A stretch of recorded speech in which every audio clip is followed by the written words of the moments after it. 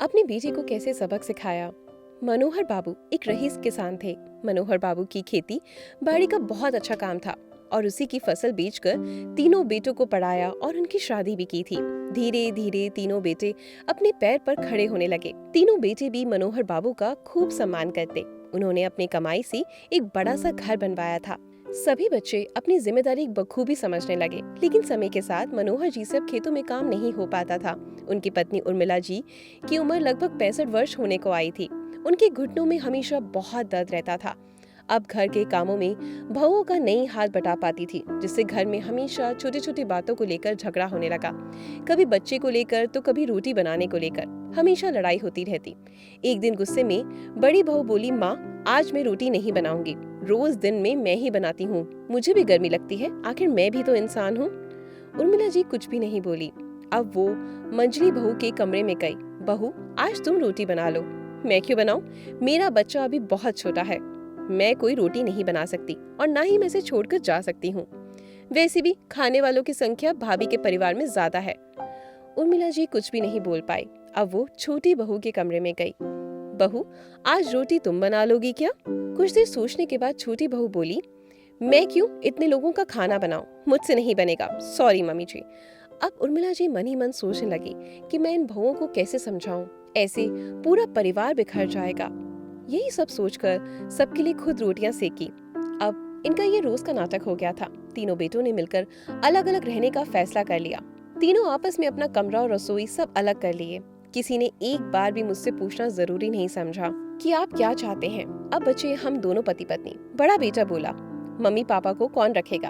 अपने हिस्से में तो बड़ी बहू सीधा बोली कि मैं नहीं रखूंगी अपने हिस्से में, क्योंकि मुझे सुबह बच्चों को स्कूल भेजने और लंच बनाने में बिजी रहती हूँ।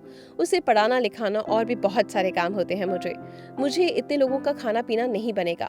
तो उसने तो अपना बहाना बनाकर पल्ला झाड़ कर निकल गई। अब रही मंजली बहू की बात। वो बोली कि मेरा बच्चा तो अभी बहुत छोटा है, मैं अपने बच्चे को संभाल लूंगी, लेकिन इन लोगों की सेवा नहीं कर सकती, मुझसे नहीं हो पाएगा। चुपचाप उर्मिला जी और मनोहर बाबू सब तमाशा बहुत अच्छे से देख रहे थे। तभी बीच में छोटी बहू भी दो टूक जवाब देती है और बोली, जब आप लोग ये बोझ नहीं उठा सकते तो मैं भी अपनी बड़ी जिम्मेदारी नहीं लूंगी।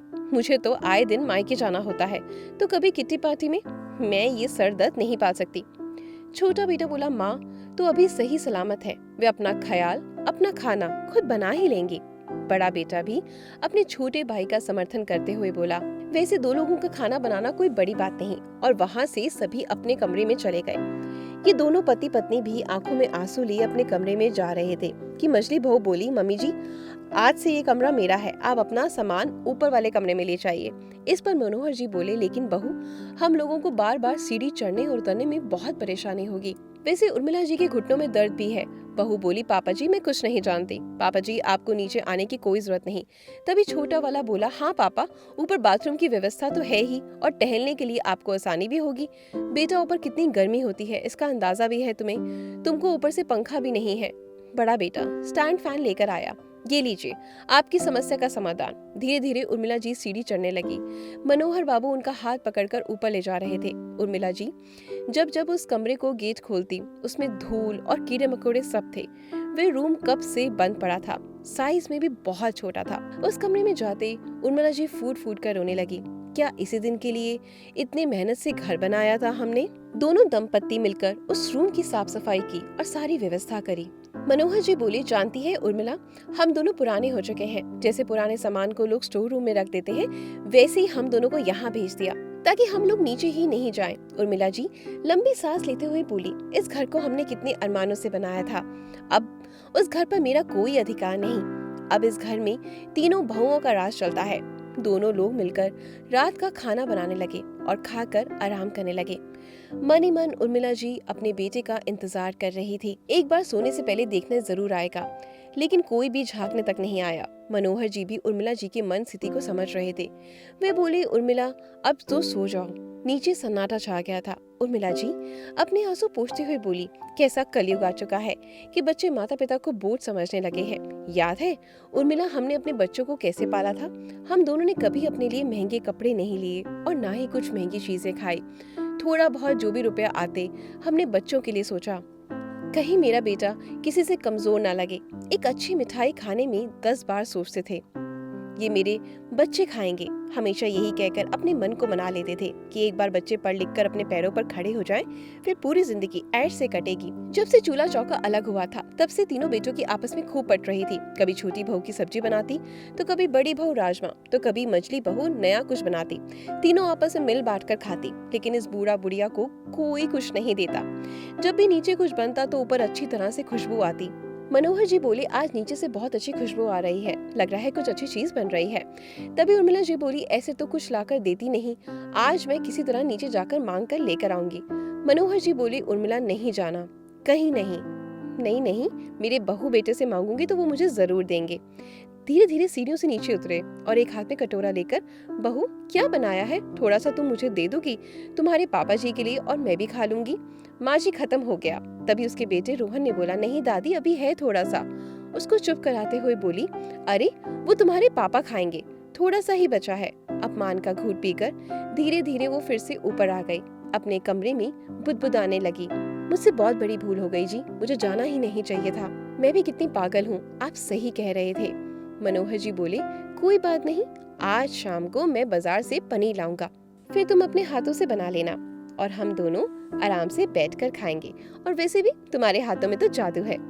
उसको हंसाने की कोशिश करते हुए बोले। आज घर में सन्नाटा पसरा हुआ था, क्योंकि आज बच्चे को स्कूल जाने की कोई जल्दी नहीं थी और ना ही किसी को ऑफिस जाने की। लेकिन 60 वर्ष की उम्र में उर्मिला जी नहा धोकर पूजा पाठ करके अपने लिए खाना बना रही थी। अपनी पत्नी को इस उम्र में खाना बनाते देख उनको बहुत तकलीफ हो रही थी। वे सोच रहे थे कि तीन बहुओं के बावजूद भी इस उम्र में आराम नहीं है। आज सभी बेटे बहू देर से जगे और नहा धोकर तैयार होकर बाहर घूमने चले गए और रात को बाहर से ही कुछ खाकर आ गए, लेकिन अपने माता पिता के लिए कुछ नहीं लाए। आज मौसम में बहुत उदासी थी, बादल छाए हुए थे, हवा के नाम पर एक पत्ता भी नहीं हिल रहा था। अचानक लाइट भी चली गई। सभी बेटे बहू ऊपर टहलने आ गए और उर्मिला जी उसे अंधेरे में अपने लिए खाना बना रही थी, लेकिन किसी ने उनकी तरफ ध्यान ही नहीं दिया। सभी लोग उनको नजरअंदाज करके बातें करने लगे। उर्मिला जी सोच रही थी कि जिस घर में ऐसे बच्चे हों तो दुश्मन की क्या जरूरत, इससे अच्छा तो दुश्मन ही सही। खाना बनाकर तैयार हो गया। दोनों दंपत्ति चांद के उजाले में बैठकर खाने लगे, लेकिन किसी ने भी पलटकर ये नहीं देखा और ना ही पूछा कि पापा क्या खा रहे हो। अंदर ही अंदर उर्मिला जी का दम घुट रहा था, क्योंकि अपने बेटों का ऐसा बर्ताव वो बर्दाश्त नहीं कर पा रही थी। अचानक तेज हवा और बिजली कड़कने लगी। सभी बच्चे नीचे चले गए, लेकिन उन्होंने सोचा कि हम नीचे जाएंगे और छत के इस रूम में कैसे रहेंगे। सभी बेटे बहू जानते थे कि इस रूम में बारिश के पानी आ जाता है। लग रहा था कि जैसे घर सर पर गिर जाएगा। इतनी तेज आंधी थी, बिजली कड़कने पर लग रहा था कि कहीं बिजली हमारी इस छत पे ना गिर जाए। बेचारी उर्मिला जी उसी रूम में सिकुड़ कर बैठी हुई थी, लगातार रोई जा रही थी। रो रो कर मनोहर जी से बोल रही थी कि अब इस घर में मुझे एक दिन भी नहीं रहना, मैं वृद्ध आश्रम में रह लूंगी, लेकिन यहाँ मैं और जिल्लत बर्दाश्त नहीं कर सकती। वे मनी मन यही सोच रही थी कि भगवान हमें कैसी औलाद दी है। मनोहर जी उर्मिला जी के आंसू को पोंछते हुए बोले, अब और नहीं, मैं तुम्हें और दुख नहीं दे सकता। सुबह होते ही मनोहर बाबू अपने दोस्त दीनानाथ जी से मिलने गए और उनसे एक वकील से मिले। उन्होंने अपने घर की सारी बातें बताई। अब हम दोनों ये घर छोड़कर जा रहे हैं। जब हमारे बच्चे ही हमारे साथ नहीं तो एक छत के नीचे रहने का क्या फायदा। दीनदयाल जी बोले, घर छोड़ने का हक आपका नहीं है, घर का पेपर अभी भी आपके नाम पर है। घर आपके बेटे और बहू को छोड़ना पड़ेगा। यदि आपकी इजाजत हो तो मैं अभी आज ही नोटिस भिजवा देता हूँ। जब वो आपके बारे में नहीं सोचते तो आप क्यों उनके बारे में सोच रहे हैं। वे सब अभी जवान हैं, कहीं भी कमा कर रह सकते हैं, लेकिन आप दर दर क्यों भटकेंगे। उन्होंने भी इजाजत दे दी। ठीक है, जैसा आपको ठीक लगे। और वो अपने घर आ गए। उर्मिला जी बोली, आज इतनी देर क्यों लग गई, आप कहाँ गायब थे। शांति रखिए, सब बताता हूँ। उन्हें भी सारी बातें बताई। 2 बजे के करीब बेल बजी। छोटा बेटा घर पर था, उसने दरवाजा खोला। आप कौन है और ये आपकी नोटिस किस चीज का है।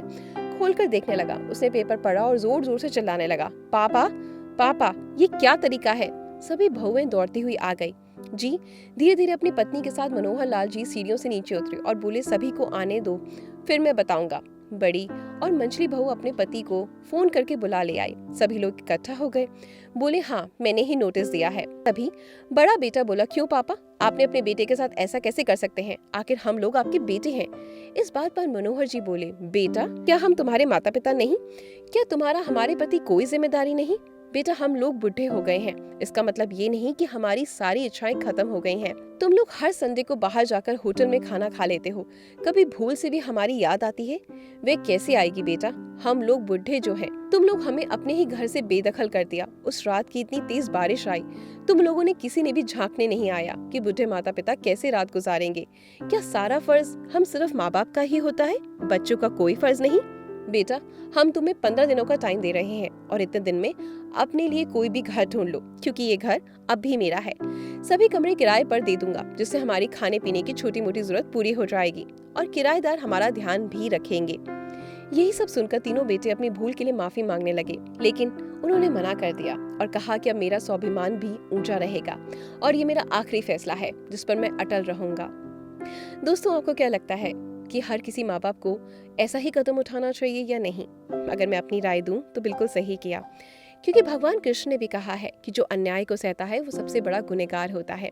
तो अगर आपकी जिंदगी में भी, चाहे आप बहू बेटे हैं या फिर माँ बाप, है ना, कोई भी आपके साथ गलत कर रहा है तो उसके खिलाफ आपको आवाज जरूर उठानी चाहिए। धन्यवाद। अगर आपको मेरी कहानियां पसंद आती हैं तो वीडियो को लाइक और शेयर जरूर करें और अपनी ईशा का इंतजार करें। कल मुलाकात होगी सेम समय पर। धन्यवाद।